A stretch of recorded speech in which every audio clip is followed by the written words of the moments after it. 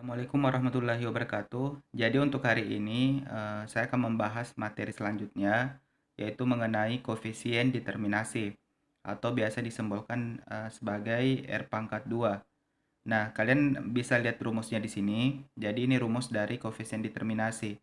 Jadi apa maksud koefisien determinasi ini adalah sebenarnya tujuan dari regresi ya. Jadi kemarin saya sudah menjelaskan apa tujuan dari regresi itu. Jadi yang pertama untuk mencari pengaruh. Dalam hal ini biasa dicari dengan menggunakan koefisien determinasi. Nah, yang kedua, kemarin saya sudah jelaskan bagaimana kita memprediksi nilai Y-nya. Nah, itu sudah saya jelaskan pekan lalu, seperti ini caranya. Nah, untuk selanjutnya ini, kita ingin mencari ininya ya, koefisien determinasinya, kira-kira berapa besar pengaruh nilai X-nya terhadap nilai Y, atau seperti contoh soal yang kemarin, yaitu pengalaman kerja sama omset penjualan. Nah, ini mau ditahu kira-kira pengalaman kerja ini seberapa besar pengaruhnya terhadap omset penjualan.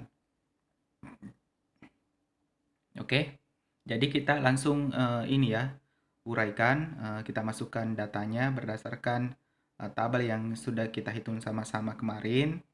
Nah, setelah diuraikan, dapatlah hasilnya yang di bawah ini, yaitu sebesar 0,6696.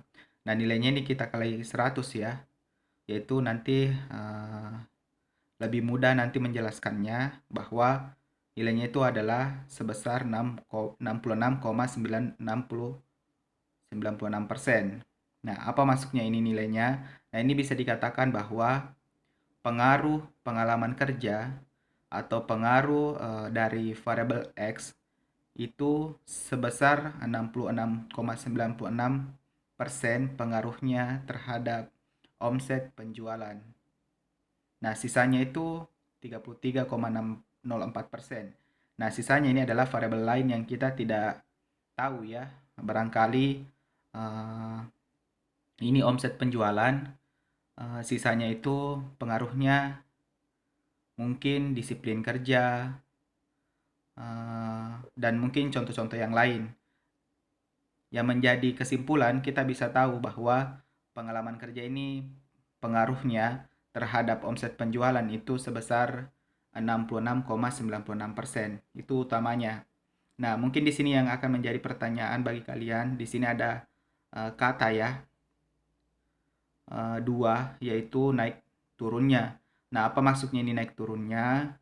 Nah, kalau kita kembalikan ke persamaan, jika nilai B0-nya ini dan B1, anggaplah B1-nya ini adalah positif yang didapat kemarin. Nah, ini bisa dikatakan bahwa nilai omset penjualan itu akan semakin naik jika pengaruh pengalaman kerjanya itu bertambah.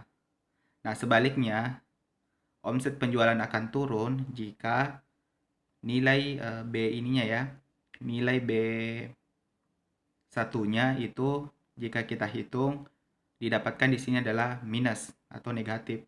Karena kalau dimasukkan di sini akan jadi minus. Jadi kalau dikalikan dengan ini semakin bertambahnya misalnya pengalaman kerja, maka akan berkurang nilai omsetnya. Nah, itu masuknya tadi dari kata naik turunnya.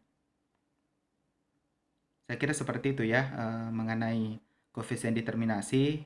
Saya kira cukup untuk penjelasan saya. Saya akhiri dengan ucapan alhamdulillahirabbil alamin. Assalamualaikum warahmatullahi wabarakatuh.